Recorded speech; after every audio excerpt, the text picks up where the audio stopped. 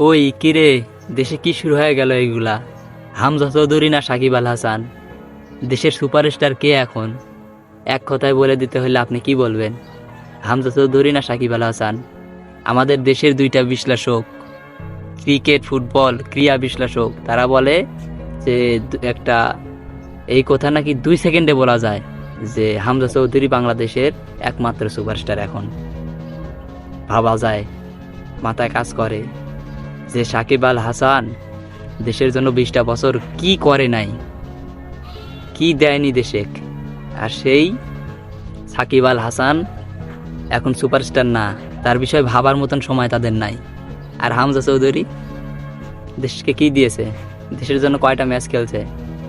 তার কি অবদান আছে দেশের জন্য?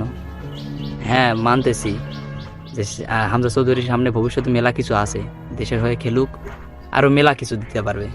কিন্তু এর মানে এই না যে এখন আপাতত সাকিব আল হাসানের অবদান ভুলে গিয়ে দেশের মানুষ হামজা চৌধুরীকে নিয়ে নাচবে আর সে বাংলাদেশের সুপারস্টার, সেটা কখনোই হতে পারবে না।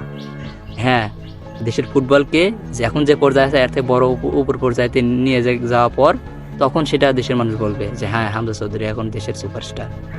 তো আপনারাই বলুন, দেশের এখন আপাতত সুপারস্টার কে? সাকিব আল হাসান যে 20 বছর ধরে দেশকে এত কিছু দিয়ে গেল সে, নাকি হামজা চৌধুরী এখনো যাই দেশের হয়ে একটা ম্যাচও খেলে নাই সে? অবশ্যই কমেন্টে জানাবেন।